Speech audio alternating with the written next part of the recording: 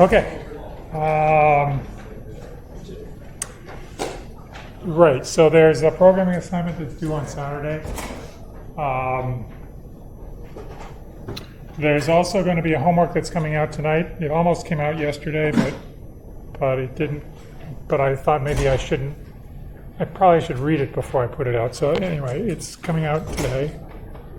And today the plan is to talk about the recursive analysis of merge sort, both the running time and the correctness, and then we'll talk about the complexity of the sorting problem. Any questions about things? Okay. So last time when we were looking at the merge sort, which is merge sort, the code is over here on the right-hand side. And last time we looked at that code and we found that the running time was a recurrence. And we solved the recurrence using the substitution method, which was basically just plugging into the recurrence relation repeatedly the recurrence relation itself. So we were able to express t of n over 2 as b times n over 2 plus, as 2 times t of n over 4 plus c times n over 4, or n over 2, and then we would do that repeatedly, and we would get to essentially a pattern, and we guessed at that point what the pattern was, and then we said that's the pattern, that's going to work, and we came up with this solution for the running time. Everybody remembers what merge sort is, right? Merge sort, split the array into two pieces, recursively solve each of the pieces, sort each of the pieces, then merge them back together again. Remember that? Do you remember the paradigm, the algorithmic paradigm that merge sort is? It's a algorithm that does, and remember that? Divide and conquer? Divide, conquer. Okay. It comes up multiple times. Okay, so that's merge sort. That's the analysis. We should be happy, right? Except for this one small thing, which is that we really didn't actually verify that our solution to the recurrence relation was true. Well, how would we do that verification? We have a recurrence relation. This thing is defining the function. And then we have a solution that we guessed, really. I mean, we looked for a pattern and we guessed it. How would you verify that this is true?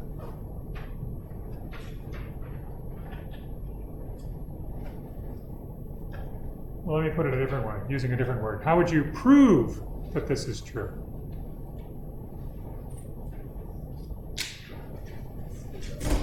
I have to see more than just one hand.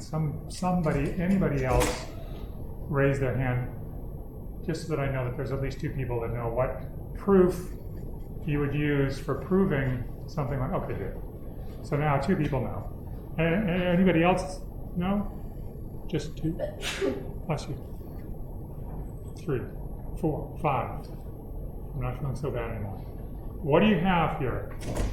You have a recurrence relation, which is expressing the solution to the function in terms of smaller values of that function. That's the definition. Expressing the solution using smaller values. That's what I call a recurrence relation, or recurrence. And what do you do when you have a situation like that and you want to prove something about it? What technique would you appeal to? I'll give you another hint. There's a base case. Okay, now everybody's getting this, right? This is induction. This is exactly induction. It's exactly what you would use to prove this. But, okay, so that's what we're going to do. We're going to prove it by induction. But before we do it, I want to show you another way of thinking about recurrence relations because it's a bit more visual, and maybe it will be easier for you to see where the running time occurs by looking at a picture. So this is this recursion tree analysis, which starts off by looking at the original problem of size n, so that's the problem size, and asking what is the... Is that going to be annoying?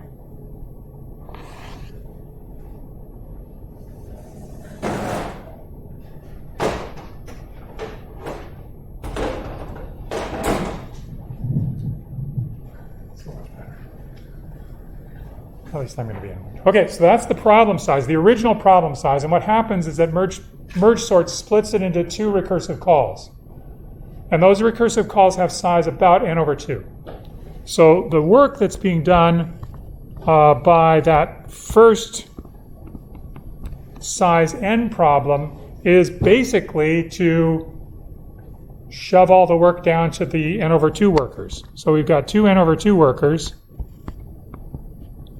and they get called by the original problem, the original invocation of the algorithm calls two versions of itself on n over 2 size pieces.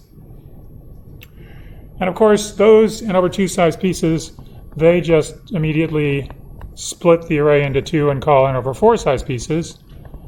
And this immediately splits into 2 and calls n over 4 size pieces. And so far there's been basically no work done. Nobody's done anything. They're just sort of passing the buck, like saying, pass it down, pass it down. But you can draw that out as this tree structure. It's a binary tree. Each node in the tree has 2 children. Until eventually you will get down, after doing this multiple times, you'll eventually get down to instances that are of size 1. And at that point, then what happens? When an instance of size 1, the algorithm performs b amount of work. Remember, b was that constant. When t of 1 is, let's take a look. When n is 1, t of 1 is less than or equal to b. So at this point, each one of these little boxes does b amount of work. It takes b time for the little boxes to do their stuff. So if we, this isn't the way that recursion works, right? Recursion works by first basically going down one of these paths until it eventually gets to a base case, then it solves that, then it backs up, then it solves the next one, But I'm just drawing all of them. It's like all of the recursive calls are in this recursion tree. And I'll annotate that recursion tree with the work that's done. So if I look at this bottom level, the total amount of work that's done is how much? Total amount of time that's spent on all of those little boxes. Because they're getting executed, not in parallel, they're getting executed sequentially at some point. How much is their total amount of time? Yep. NB, or b times n. So this is the time. We're going to keep track of the time over here. And we're going to actually do this time calculation per level. So then what happens is that the recursion returns, and it returns and returns and returns. Let's look at the top. Suppose we look at the very top. Remember, the recursion, let's suppose it returns from calling the problems of size n over 2. So it returns from those two things. Then what does it do? Then it does some work. It merges. And how much time does that take?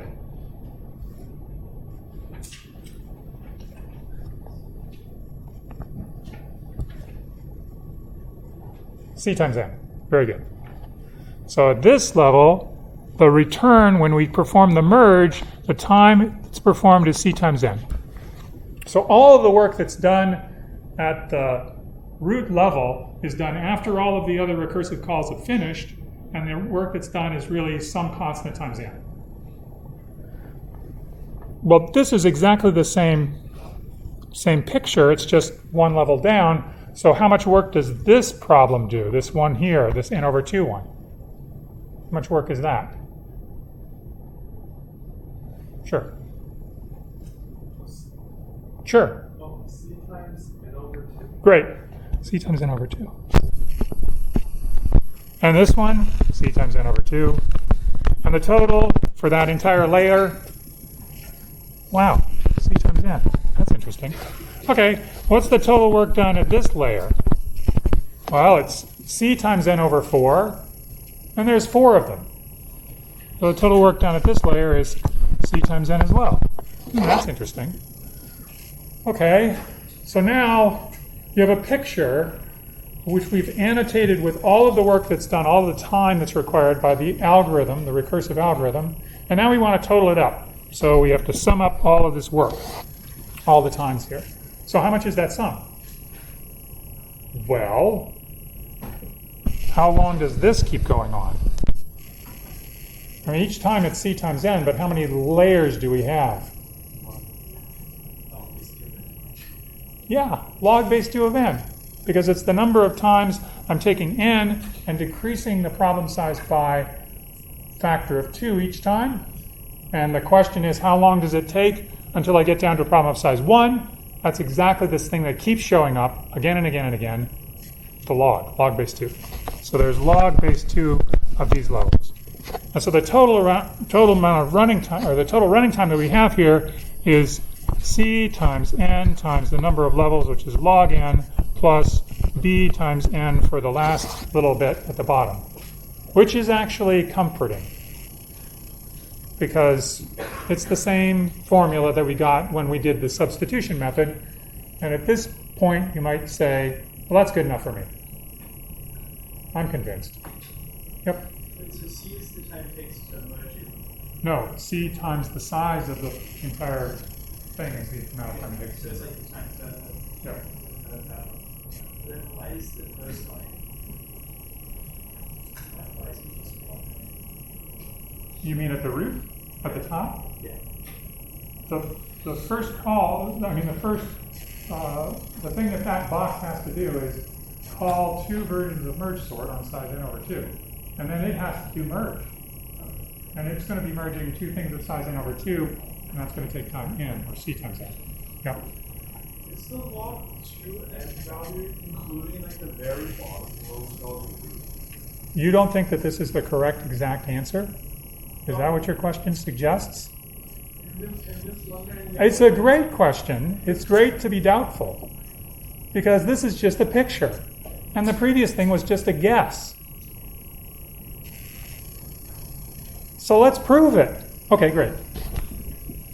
So what do we want to prove? We want to prove this claim that t of n is less than or equal to cn log n plus p of n. That's what we want to prove. What can we use to prove it? Well, probably the right thing to do is induction on, I'm not even going to ask you, on n. There's nothing else to induct on. What's our base case? N equals 1. What happens when n equals 1? Well, t of 1, according to our claim, t of 1 is less than or equal to 1 c times 1 times log base 2 of 1 plus b times 1, which is b, which is right. Yay! So now we have an inductive hypothesis. It says that the claim is true for sizes less than n.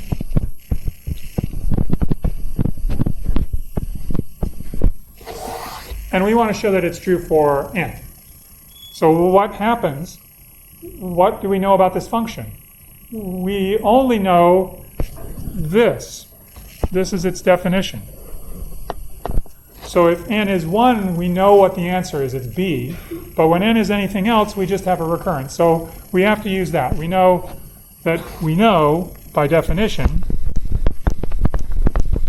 that t of n is less than or equal to 2 times t of n over 2 plus c times n. That's what we know from the recurrence relation. That's what it's told us. And what do we know by induction? We know the value for t of n over 2.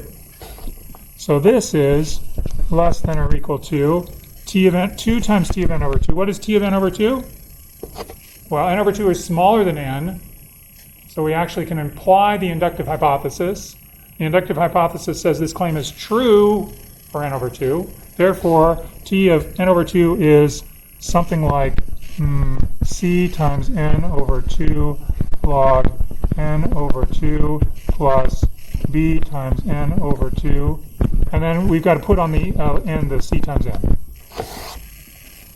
That's applying the inductive hypothesis.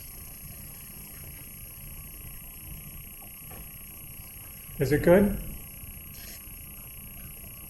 Don't worry, we have like one more line to go. That's all, really. So let's do some algebraic simplification. This is equal to, when I multiply everything through by 2, I get Cn log n over 2 plus Bn plus Cn. What is log n over 2? This is log base 2 of n over 2.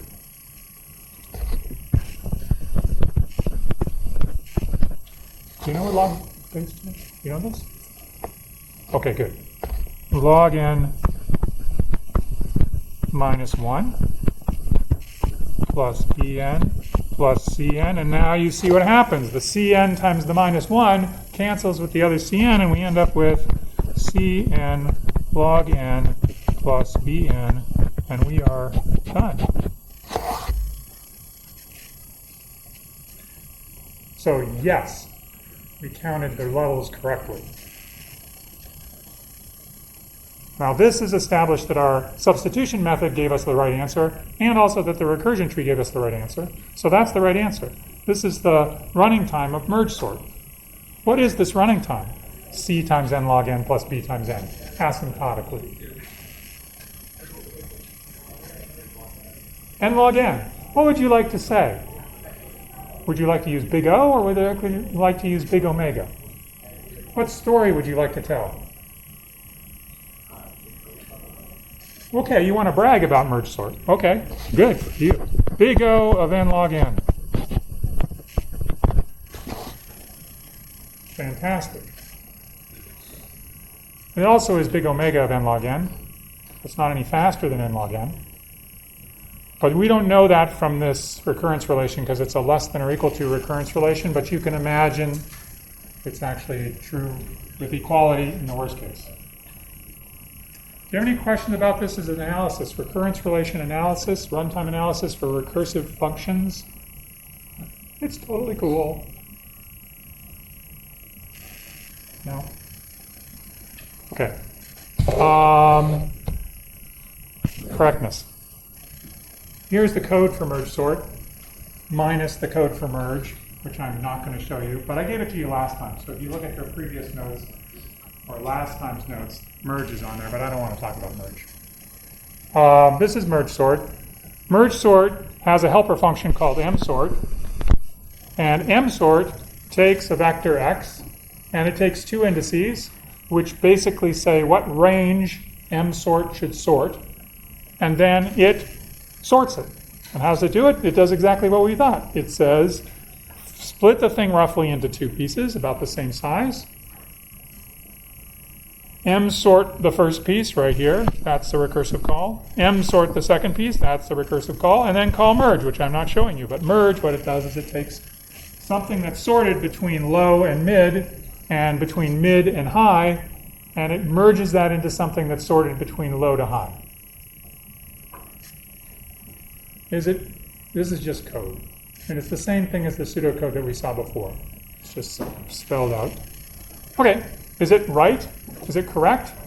How do we prove it's correct? We went through this before. I don't want to go through it again. What proof technique are we going to use to prove that this is correct? Induction, exactly. That's the only thing we've got here. We've got an algorithm whose correctness relies on the correctness of invocations of itself on smaller instances. What are you going to do? You got to trust the recursion. What does that mean? It means you've got to believe an inductive hypothesis and then use that to prove that the claim that you're making is true for the thing, the main first invocation, the big first invocation. That's what we're going to do. Okay, so here's a claim. M-sort works. Well, this sorts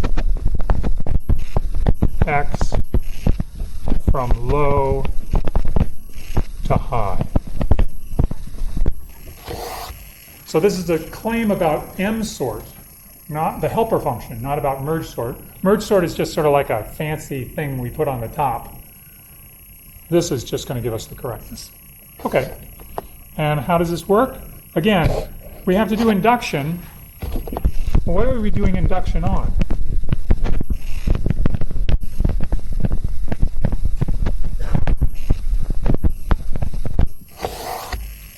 On what? Somebody else? Yes. X dot size is not an argument to M sort. M sort's arguments are low and high and a vector. And so we want to say something about the size of the input to M sort. If we took size, then it would just be always N. But somehow when I make a call, a recursive call, when low and mid are changed, that reflects a smaller problem.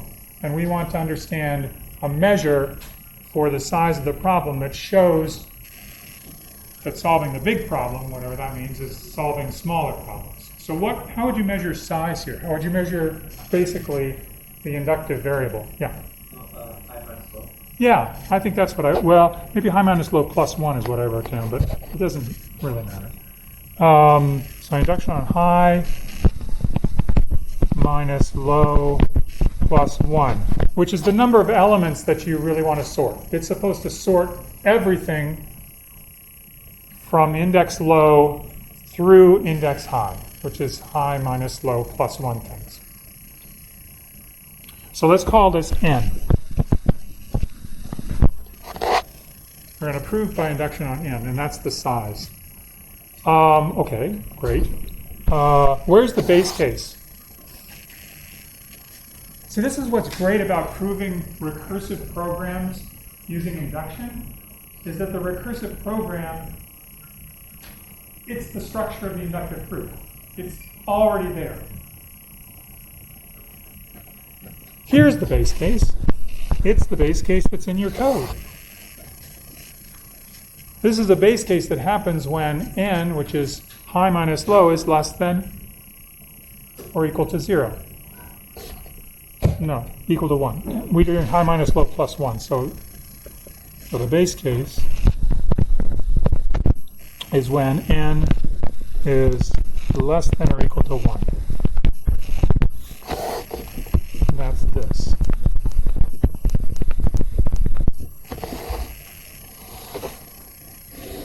What happens when N is less than or equal to 1? In the code?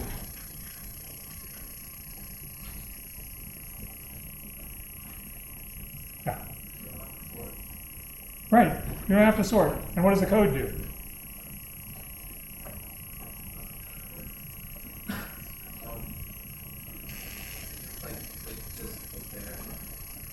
It just returns. It does nothing.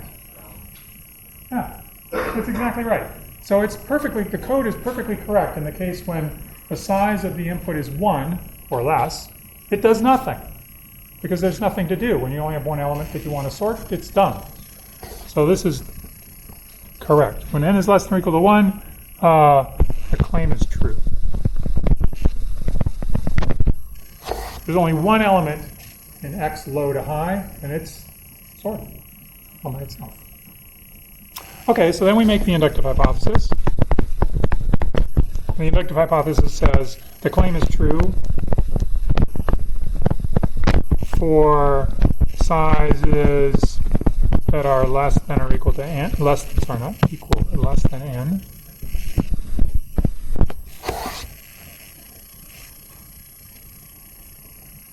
And now we want to prove it by induction. So what happens here is that we have the outline of the code is giving us exactly what we need to apply, where we need to apply the inductive hypothesis. It's saying we're M sorting X from low to mid. Now, low to mid and mid plus 1 to high, those are two new problem sizes. One is of size N1, which is mid minus low plus 1.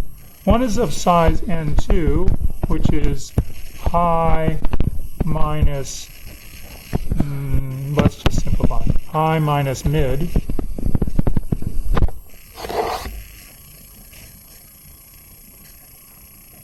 both of those values, n1 and n2, both of them are less than n.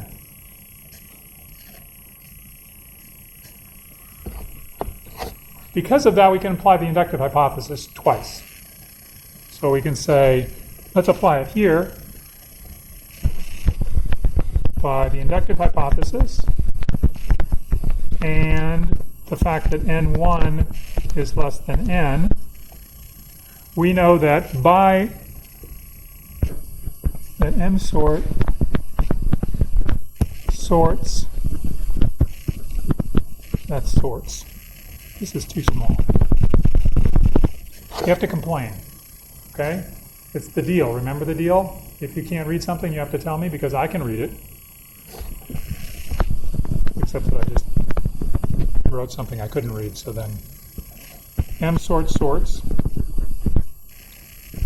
the array x from location low to mid, and by the inductive hypothesis, which we can apply because n2 is smaller than n, m sort sorts x mid plus 1 to high.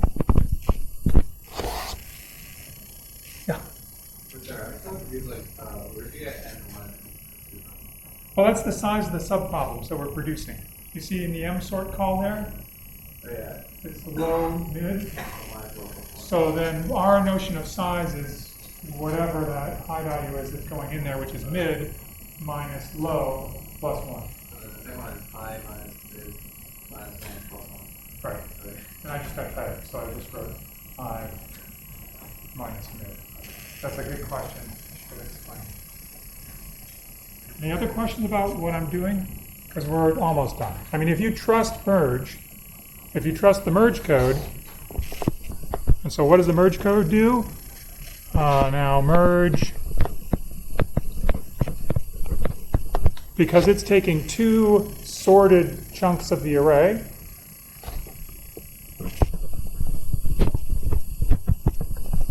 which are sorted by the inductive hypothesis, two sorted pieces of x, and merges them together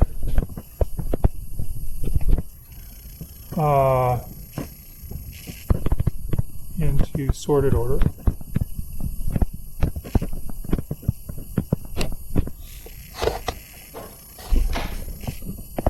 So then x low through high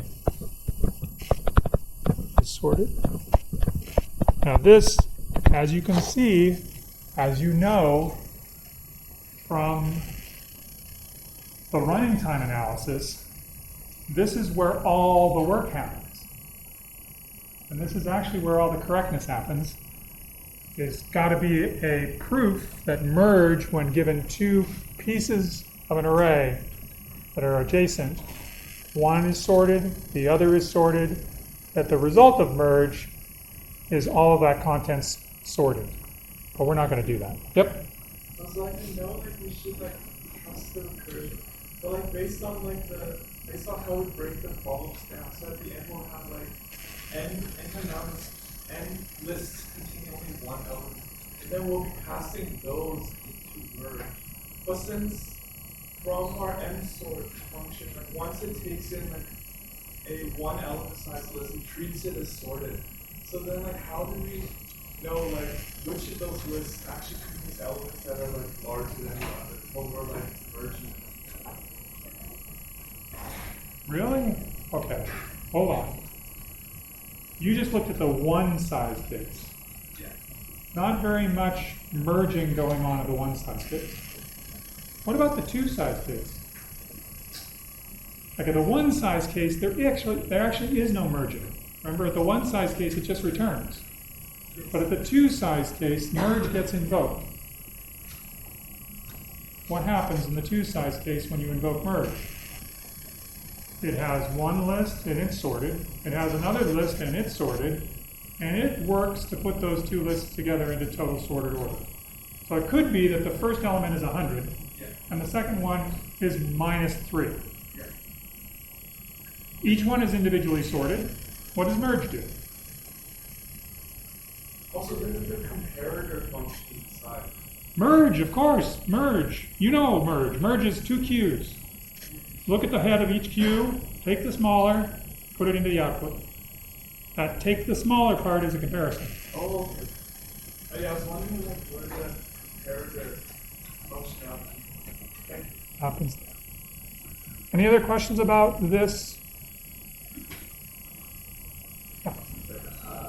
How does like the merge function get the sort of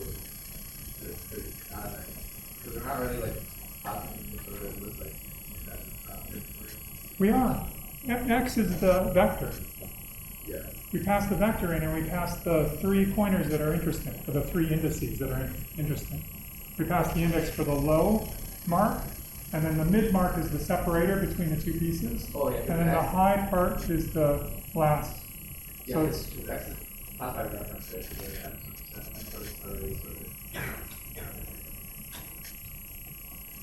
Yeah, I should have pointed that out as well. You'll notice there's a little reference parameter thing in there. If I took this little reference parameter thing out, either one of those cases, things would not work because the vector would be copied. And you would sort the copy, well, it would do something with the copy, and then it would throw it away. And so you would do this whole thing, and at the end of it, it would just thrown everything it's done away, and we'd get back the original vector. But with that reference parameter, it's modifying the actual vector that you've passed in. Okay, good? Good. Now it's time to do comparisons. Runtime comparison. We know the worst case running times, right? Order n squared for insertion sort, for selection sort. Now we have a worst case running time of n log n. We could fill in this table if you would like to. Actually, it would be useful to. You know something else. What's the best case for insertion sort?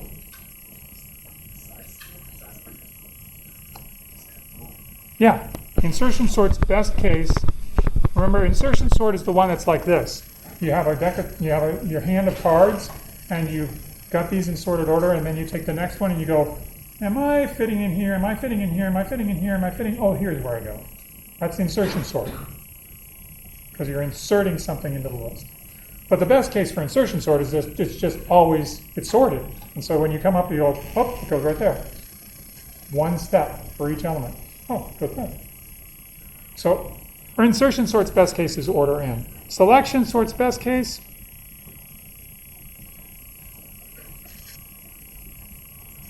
you remember selection sort? Selection sort has to find the min each time in everything that's remaining. So it looks down there and says, give me the min of everything in the array. How much time does it take to find the min? N. The next time? N minus 1. The next time? N minus 2. It doesn't care. It doesn't have a best case. It has only the worst case. Which means you sort of know what the average case is going to be. What's insertion sort's average case? Did we talk about this? I think we did. Pick it up. Where's it going to go? About halfway. Right? If I pick up the next card, the place it's going to fit in the current selection of cards, I forgot to tell you what I'm averaging over. I beg your pardon. We're averaging over all orderings. Whoops, not oranges. Orderings. Equally likely.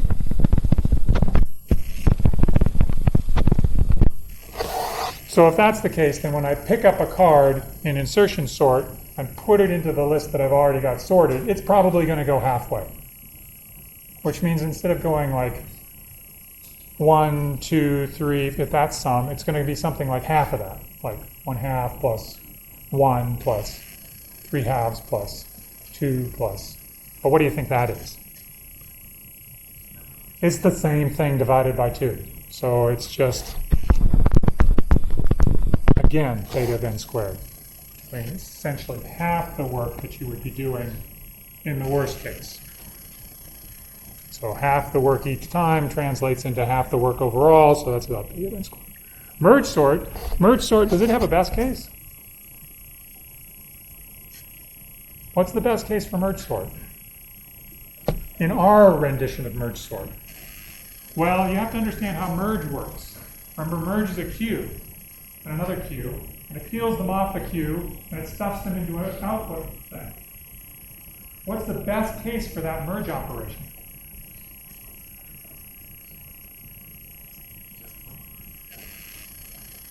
Yeah, but you have to special case that. So in our code, what you do is you peel them off of one queue until it's empty, and then you peel them off the other queue until it's empty, and that running time is still empty. So you can modify merge sort to do a check that says, if the last thing in this queue is smaller than the first thing in this queue, you're done, go away, just leave. So, and then you would have some best, but in general, merge sort, which is doing those comparisons, has exactly the same performance in the best case as the worst case. You can be tricky.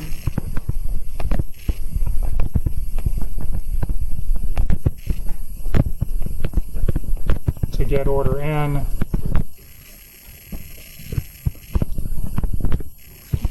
But it's, what do I want to say? What's tricky, but oh yeah, a hack.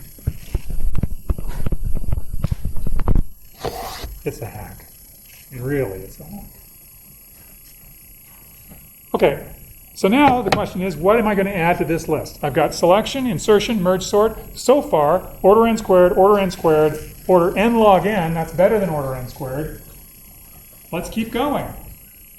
Maybe we'll find a better sort. Why not? Let's think about it. Is there a better sort than merge sort? You can imagine the person that invented merge sort, if they invented it and the only sorts that were out there were n squared. Boy, would they be happy. But then, of course, their boss would say, is that the best you can do? And they would say, I don't know. The boss would go back to work. Try to find me a linear time sort. Right? That's what would happen. Well, what do? It's like a little joke, right? Except for one thing. This is the science of computer science. Why is there nobody in the world working on finding asymptotically better comparison-based sorts than n log n? Why is nobody doing that? Yeah. Because nobody cares. Wrong. Sorting is like what's done everywhere. Yeah, if there was a linear time sort, yeah, people would find you. But it has to be a general sort, comparison-based sort. Nobody's working on this. Really. Nobody's working on it. Why? Well, they've given up. Just everybody worked really hard, and all those smart people, they couldn't figure it out. No. Somebody very clever proved that there is no comparison-based algorithm that can sort faster than n log n, asymptotically. How is that possible? I mean, everybody in this room, if I gave you a piece of paper and asked you to write down an algorithm for sorting, you would come up with, I don't know how many different algorithms, probably one per person. There would be a different algorithm that everybody comes up for sorting, unless you cheated and just wrote down insertion sort or something like that. But there's so many different possibilities for algorithms. How could somebody have said, well, okay, today I'll do the algorithms that begin with the letter C. And it goes, like, there's just no way. There's no enumeration of those algorithms. How could it have done that?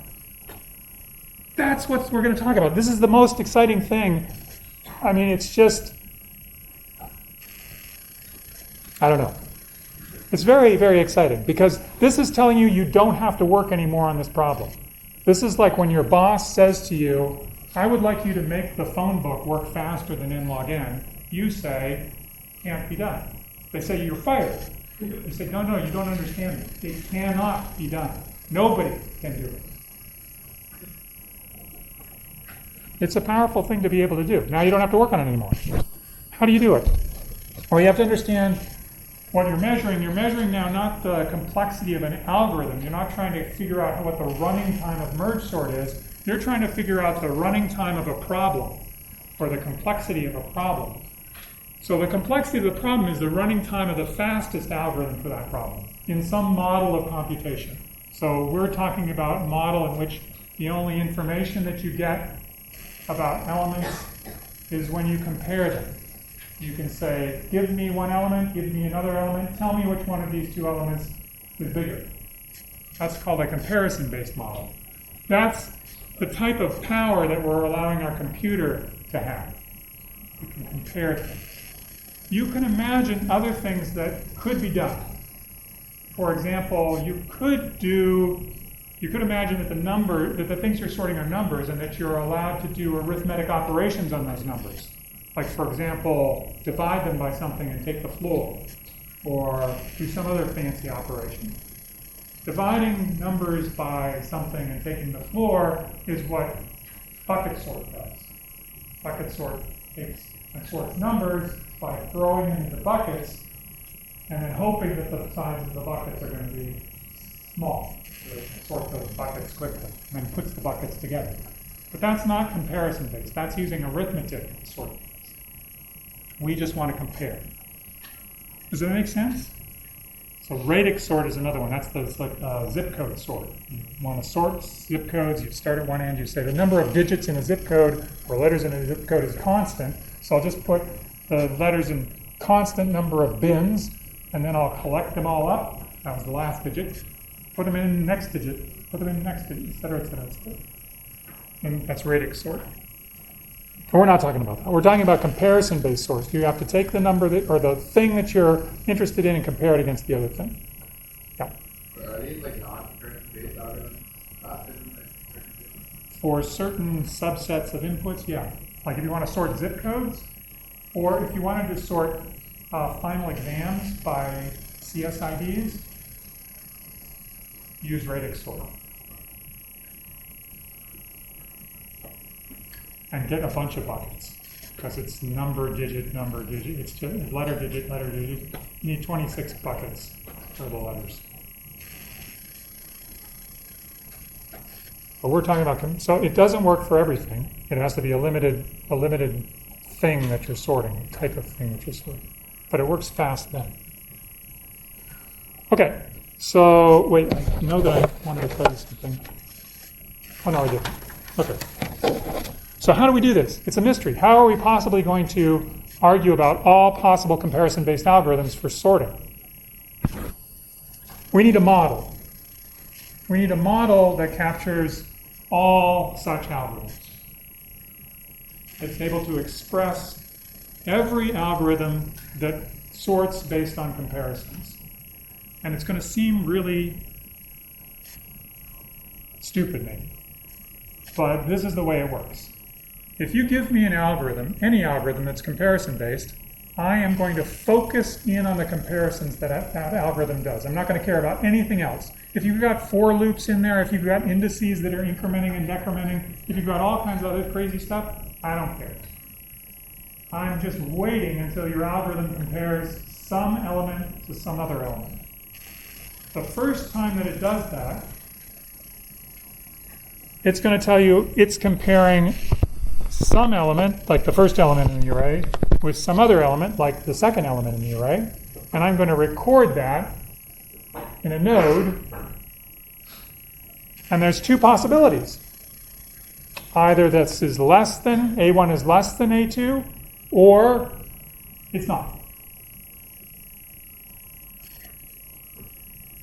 And then I'm going to examine your code. I'm going to examine your algorithm, and I'm going to figure out what its tree looks like. This is called a decision tree, and it's based on the comparisons that are done by any comparison-based algorithm that sorts. Okay. This particular decision tree that I've written on the slide here, this is a decision tree for a sorting algorithm that you know on inputs of size 3. Again, these sorting algorithms, these decision trees, they apply to any input of size something fixed, like 3. But there's an infinite number of these decision trees, one for each size. This one is for sorting 3 things by using a particular sorting algorithm that you know.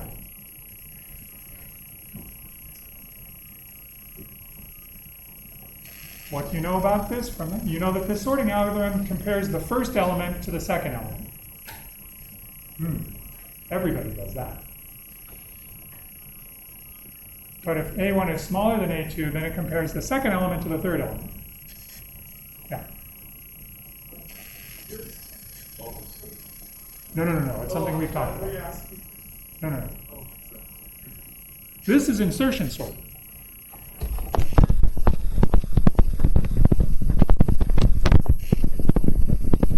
So this is a transcription of insertion sort it's a transcription into the decision tree model. And every comparison-based algorithm can be translated into a decision tree. You tell me the size of the input, you get a decision tree of that particular size. Is it clear? Now we have to talk about properties of this decision tree.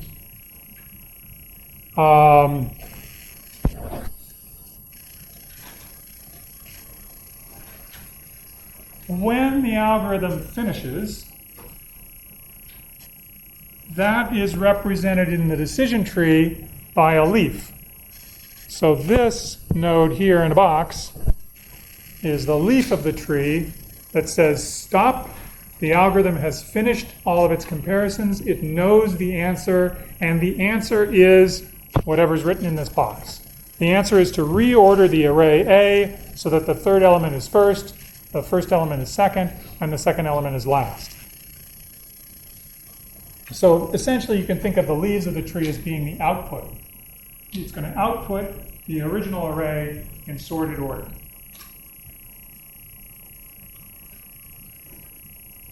How many leaves are there in this tree? 1, 2, 3, 4, 5, 6. How many different ways are there to reorder 3 elements?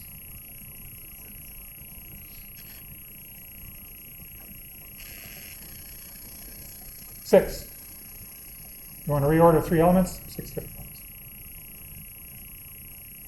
Suppose that there were only 5 leaves in this tree. Whoops, you can't see this. Suppose this was gone. Suppose there were only 5 leaves in this tree. This is a tree that's representing, supposedly, a correct sorting algorithm.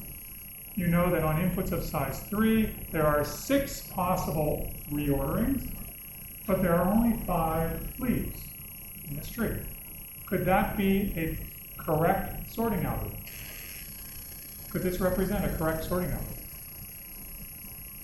No, because one of the reorderings is not possible, which means that if I gave it an input which needed that reordering to sort, it wouldn't exist. So this tells you that if I have inputs of size n, then the number of leaves in the tree has to be at least the number of permutations of n things, the number of rearrangements, the number of orderings, n factorial.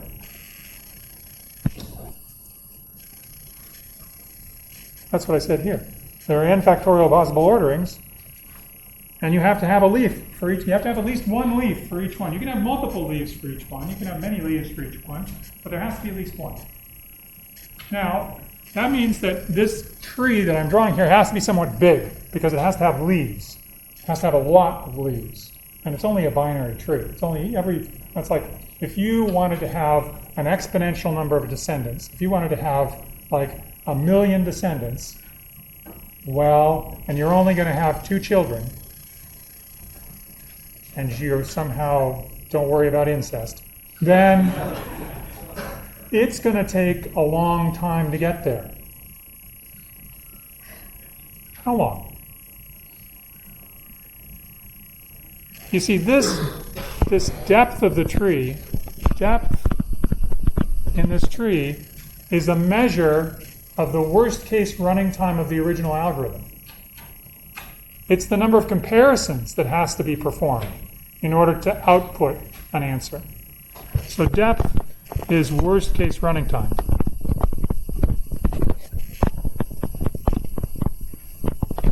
And if there are a huge number of leaves, the tree has to be deep. How deep? N factorial leaves. How deep does your tree have to be? Let's say L leaves. How many leaves do you make every time you go down a level?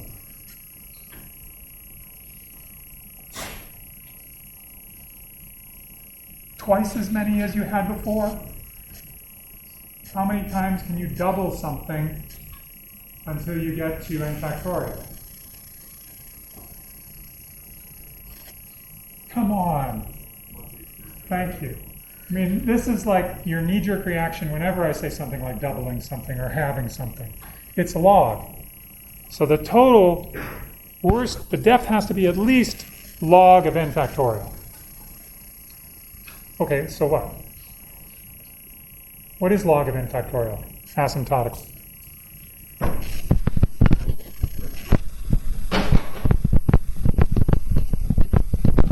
It's omega of n log n. So the depth of the tree has to be at least some constant times n log n